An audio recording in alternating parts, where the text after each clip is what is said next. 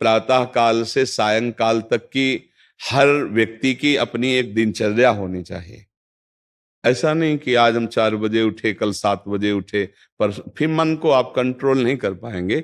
मन के लिए एक दिनचर्या होनी चाहिए कि हमको 10 बजे सोना है, 4 बजे उठ जाना है, तो फिर 4 से 4:15 नहीं होना चाहिए, 4 बजे उठ जाना, ऐसा नियम बना ले। और उठ करके हमको थोड़ी देर नाम जप करना है, थोड़ी देर हमें वाणी जी का गायन करना है, थोड़ी देर हमें ध्यान, एक अपनी दिनचर्या। फिर हम अपने संसार के कार्य के नियम, जो संसार के कार्य हैं, उनको भी करते हुए भगवान को समर्पित करें। जैसे जो पद में है, जो आपको राष्ट्र सेवा मिली है, जो आपको समाज सेवा के पद मिले हैं, या आपको जो घर की सेवा के कार्य मिले हैं, उनमें बहुत धर्म पूर्वक आचरण होना चाहिए। अगर आप अधर्म आचरण करते हैं, अपने पद का दुरुपयोग करते हैं, तो आप सुबह जग करके थोड़ा माला चला लीजिए, फिर भी आपका कल्याण नहीं होगा, क्योंकि आप अपने पद का, अपने सेवा का दुरुपयोग कर रहे हैं। जैसे हम जानते हैं कि अधर्माचरण है, ये अधर्मी है, हमें पता है दोषी है, और वो हमको कुछ धन दे देता है, और हम उसको मुक्त करवाने की बात सोचते हैं, और जो निर्दोष है उसको फंसा देते हैं। अब तुम चाहे जितना माला चलाने की कोशिश करो या दान पुण्य करो, वो तुम्हारा अधर्म आचरण, वो अधर्म का धन तुम्हें सतमार्ग में नहीं जाने देगा। नियम लेना चाहिए कि जिस पद में है, जिस धर्म में है, जिस कर्तव्य में है, चाहे कुछ भी हो जाए, हम अपने कर्तव्य से विमुख नहीं होंगे। जितना जप महान है, उतने कर्तव्य महान है। दोनों बातें समझना है। जब माला फेरा और इसके बाद बेईमानी, अधर्माचरण, इनका कोई नियम नहीं है कि हमें कैसे चलना है, तो वो माला काम नहीं कर पाएगा, क्योंकि उसका तभी सत्य भाव माना जाएगा माला जपला जब धर्माचरण है। धर्माचरण नियम से। बोले वो बड़े कट्टर नियम वाले हैं, उनको घूस नहीं, आप उनको भयभीत करके नहीं काम करवा सकते, प्रलोभन में काम नहीं करा सकते। ये हमारी गृहस्थी है ना, तो गृहस्थी के पालन के लिए धन चाहिए, और धन के लिए हम धर्म को आगे रखें, धन को नहीं। धर्म को, हमारा कर्तव्य क्या, प्रायः जैसे पूज्य बाबा ने कहा, आज हमारे देश में बहुत दुर्दशा हो रही है। दुर्दशा हो रही, क्यों? क्योंकि सब अपनी जगह से गलत हो रहे हैं। अगर अपनी जगह हम ठीक रहे तो हमारी दुर्दशा नहीं होगी। हमारा भजन कम होगा, लेकिन हम धर्म से चल रहे हैं तो हम विजयी होंगे। हम भगवान को प्रसन्न कर सकते हैं, क्योंकि हमें जो कार्य मिला है वो भगवान का ही कार्य, सृष्टि भगवान का कार्य। जैसे नए बच्चे कुछ वकालत पढ़ रहे थे, तो यहाँ आके प्रश्न किया था कि हम जानते हैं कि वो दोषी नहीं है, हम जानते हैं कि वो दोषी है, पर दोषी हमें पैसा दे रहा है, तो हम वकालत पढ़ी इसीलिए, हम उसको जिताएंगे, तो क्या कोई पाप है? तो उनका खुला पाप है। बोले नहीं, हमारी कोई ऐसा कंपनी दो, ऐसा कुछ बोले कि हमारी कंपनी को ये सिखाया जाता है, तो हमको तो ये करना ही होगा, अगर नहीं करेंगे तो हमारी वकालत का मतलब क्या रहा? तो नहीं, वकालत का मतलब अधर्मी को मुक्त करवाना नहीं है। वकालत का मतलब अधर्मी के सबूत एकत्रित करके उसको दंड दिलवाना है, और धर्मात्मा को मुक्त करवाना है। अब इसके लिए आपके पास अर्थव्यवस्था अगर कमजोर भी है, तो धर्म व्यवस्था आपकी पूरी है। धर्म व्यवस्था ठीक है तो परिवार स्वस्थ रहेगा, सुखी रहेगा, भगवान आप पर प्रसन्न रहेंगे। अच्छा, फिर हमने तर्क रखा कि जैसे आपकी बहन के साथ कोई गलत व्यवहार करे, आपको पता है, और वो आपको 10 लाख रुपया घूस दे, तो क्या आप उसका पक्ष लेंगे? नहीं। तो फिर दूसरी बहन के साथ किया है। अब यहां विचार करना है ना, अपने भाई का अगर कत्ल किए हो, मुझे पता हो कि ये दोषी है, तो क्या हम पैसे से उसको मुक्त करने देंगे? लगेगा कि जान की बाजी लगा देंगे, और तुम्हें हम, ऐसे ही एक गरीब आदमी की किसी ने हत्या की है, तो आपका पक्ष बनता है। पर यह ज्ञान कहां मिलेगा? बिना अध्यात्म के ये ज्ञान तो मिलेगा नहीं। ज्ञान तो इस बात का मिला कि कैसे पैसा कमाया जाए। अच्छा, वो पैसा यदि अधर्म से आया है तो आपकी दुर्दशा कर देगा, आपकी बुद्धि भ्रष्ट कर देगा। तो जो बाबा कह रहे हैं कि आज हमारे समाज की बड़ी दुर्दशा हो रही, उसका कारण यही है कि हमें अध्यात्म का ज्ञान नहीं, हमें धर्म का ज्ञान नहीं, और बड़ी बड़ी गलतियां हो जाती है। बिल्कुल पता है आदमी निर्दोष है, और हम धन के प्रभाव से उसको दंड दे देते हैं। वो दंडा भगवान जब आपको पलट कर देंगे तो आप सह नहीं पाओगे। उसका परिणाम बहुत बुरा होता है। तो इसलिए समाज को चाहिए अपने अपने कर्तव्य का पालन करते हुए एक नियमावली बना ले। जैसे कुछ दुकानों का नियम होता है कि वहां फिक्स रेट होता है, नहीं होता? वहां ये नहीं चलेगा कि कसम से कहते हैं कि तुम्हें हम अपना जान करके कि 100 रुपया मीटर ये मिला है, हम बिल्कुल मुनाफा नहीं ले रहे। नहीं, झूठ क्यों बोल रहे हो? दुकान खोले हो मुनाफा के लिए, झूठ क्यों बोल रहे हो? नहीं लेंगे मुनाफा, हम जितने का लाए हैं उससे मुनाफा लेंगे, पर 120 रुपया मीटर देंगे, कपड़ा बढ़िया है, नाप फिट है, इससे नीचे नहीं उतरेंगे, हमें सफाई देने की जरूरत नहीं है कि हम कसम खाते हैं या ऐसा।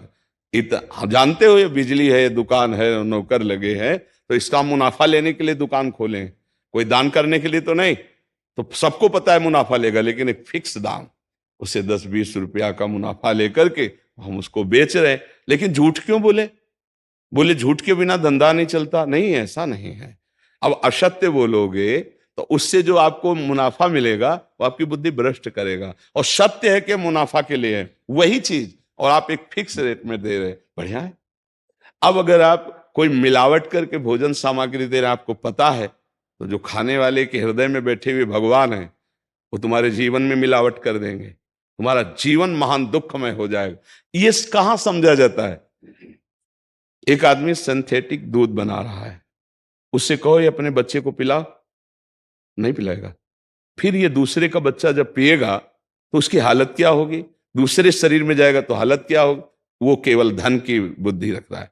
एक आदमी घी में केमिकल मिला रहा है, एक ऐसे अभक्ष्य पदार्थ मिला है, वो स्वयं नहीं खाएगा, लेकिन वो होटलों में भेजा जाएगा, हजारों लाखों लोग खाएंगे, बीमारी बढ़ेगी, उसको रुपया से मतलब है। ये चीज, ये दुर्दशा हर जगह धर्म का ज्ञान न होने के कारण फैल रही, नहीं फैल रही। एक मरीज बीमार है, असली दवाओं में पैसे ज्यादा है, नकली दवा लेकर के असली के दाम में बेच देना, उसको बिल्कुल फायदा ना होना। लेकिन परमात्मा देख रहा है, तुम जानते हो नकली दवा है, वो तो नहीं जानता बेचारा, ज्यादा पढ़े लिखे नहीं, किसान आदमी गांव का आया है, तुमने दे दिया और उसने पैसा दिया असली के।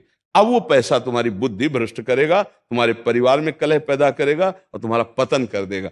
ऐसे हर डिपार्टमेंट में, हर विषय में यदि हम अपने धर्म से चले, अपने सत्य से चले और थोड़ा भी भजन होगा, वो आपको उत्तम गति प्रदान करेगा। पर ऐसा कहां समझ में आ रहा? अध्यात्म के बिना भला ऐसा समझ में आएगा? तो इसीलिए कह रहे हैं हमारे देश की दुर्दशा हो रही। पूर्वजों में पहले यह था कि हमारा धर्म नहीं जाना चाहिए चाहे प्राण चले जाएं, हमारा चरित्र नहीं जाना चाहिए चाहे सर्वस्व नष्ट हो जाए। आज इसकी कोई परवाह नहीं, तो उसी से बुद्धि भ्रष्ट हो जाती है, जीवन एक पशुवत आचरण वाला हो जाता है, और वो अपने को बड़ा सुखी समझने लगते हैं कि हमारे पास बड़ा वैभव है। लेकिन प्यारे, उस दिन को याद करो जिस दिन तुम्हारा आखिरी समय होगा, ना तुम्हारा फार्म हाउस जाएगा, ना महल तुम्हारा जाएगा, ना बैंक बैलेंस जाएगा, ना कोई व्यक्ति, और ना ये शरीर। अब तुम्हारे कर्म तुमको भोगवाएंगे। उस समय की कौन याद करता है? अगर उस समय की याद हो तो भय लग जाए कि नहीं नहीं, पाप नहीं करूंगा, क्योंकि जाना है यहां से। अच्छा, कब जाना कुछ पता नहीं है, किसी भी समय ट्रांसफर हो सकता है इस शरीर से। तो हमें लगता है कि महापुरुषों के जो वचन है कि हमें एक नियम से जीवन जीना चाहिए, धर्म पूर्वक जीवन जीना चाहिए, अपने कर्तव्य का पालन करना चाहिए। जो हमारे लिए कर्तव्य, आज प्रायः धन प्रधान बुद्धि होने के कारण कर्तव्य स्वाहा हो रहा है। एक विद्यालय में विद्यार्थी के लिए जो गुरु पद में बैठा, उसका क्या कर्तव्य है? वो अपने कर्तव्य को भूला हुआ है। भला छोटे छोटे विद्यार्थियों को, जिनकी नींव पूरे राष्ट्र सेवा में, समाज सेवा में ये बन सकते हैं, अगर उनको हम सही शिक्षा नहीं दी तो उनका पूरा जीवन बर्बाद हो जाएगा। अगर उनको हम गलत सपोर्ट कर दिए तो उनका पूरा जीवन बर्बाद, क्योंकि नया जीवन है। और जगह जगह अपने अपने कर्तव्यों का यदि पालन किया जाए तो पूरा समाज सुखी हो जाए। लेकिन कर्तव्यहीनता आ रही, कोई अपने कर्तव्य को नहीं समझ रहा है। तो यही बात महापुरुष जनों को दुख लगता है कि अगर सब अपने कर्तव्य का पालन करें, धर्म का पालन करें, भगवान का नाम जप करें, तो सब सुखी हो जाए। सुख सब चाहते हैं और आचरण दुख वाले करते, इसीलिए सुख नहीं मिल रहा है, परिणाम में हमें दुख मिल रहा है। सच्ची मानना वो रुपया पूरे परिवार में अशांति पैदा कर देगा। और धर्म पूर्वक 100 रुपया लाओगे और 4-5 परिवार के बैठ के नमक रोटी खाओगे, आनंद से सोओगे, बड़ा प्यार रहेगा, भगवान की कृपा रहेगी। पर ये बात समझ में नहीं आती है। तो ये वृत्ति अगर छोड़ी ना जाएगी तो कुछ भी कर लो, कहीं भी दान पुण्य कर लो, लाभ नहीं मिलेगा। अगर दान देने की बात कही गई है तो धर्म पूर्वक कमाए हुए धन से। अगर आप मेहनत से कमाए हो ना, 10 रुपया दे दोगे ना, तो 10 रुपये का वो आटा लाके अगर 2 रोटी खाएगा तो खूब वजन होगा। वो आप 1 लाख रुपया बेईमानी का रख दोगे ना, तो बैठे बैठे वो गंदा ही सोचेगा, वजन नहीं होगा। उसका गंदा सोचना और आपका गंदा करना दोनों मिल करके, उसके कारण भी तो आप बने ना, तो आपका ही पतन हो जाएगा। उसको तो भगवान बचा लेंगे क्योंकि भगवान की शरण में है। तो मुझे लगता है अधर्म के धन से कभी किसी को लाभ नहीं मिलता। तो अपने कर्तव्य का पालन करते हुए यदि नाम जप किया जाए तो बहुत जल्दी हमको लाभ प्राप्त हो जाए। बहुत सुंदर मतलब ये चर्चा होती है। अगर आप लोग इसको धारण कर लें तो निहाल हो जाएंगे। सच्ची कह रहे, ये जो बातें हैं ये बहुत सुंदर जीवन को पुष्ट करने वाली हैं, पर आप धारण कर लें तो बात है। नहीं तो जैसे लाभ दिखाई दे रहा 50,000, तभी बातें भूल जाओगे, ये बातें अच्छी नहीं लगेंगी। हे यार, बहुत बढ़िया काम घर में आएगा, पर हमारी ये बात ध्यान रखना, वो 50,000 घर में अशांति पैदा कर देगा। सच्ची मानना, आप धर्म से चलना, धर्म से चलोगे तो भगवान तुम्हारी रक्षा में रहेंगे। अधर्माचरण, देखो कैसी कैसी घटनाएं होती हैं। बढ़िया कार है, फिल्मी गाना लगाए चल रहे हैं, और वो एक्सीडेंट हुआ, आग लग गई, बाहर निकल ही नहीं पाए, वो अंदर ही जल गए। क्या हुआ? ये करोड़ों रुपए की कार भूंज दिया तुमको अंदर ही बैठाल के, धू धू करके आग लग गई, अंदर जल। ऐसे जलना चाहते हो या भगवान के आनंद में चिंतन करके शरीर छोटे हो फिर दाह संस्कार हो ऐसे कि सब लोग भगवान के नाम का कीर्तन करते ही जा रहे, फिर आपका अंतिम संस्कार वहां जीवित जल गए? क्या हो सकता है? एक एक पल तुम्हारे कर्म का हिसाब होगा, एक एक सेकंड का। ऐसे कर्म करो कि हमारा अच्छा हिसाब हो, बुरा हिसाब। ये मत समझो कोई देख नहीं रहा, वो देख रहा है जिसको हिसाब कर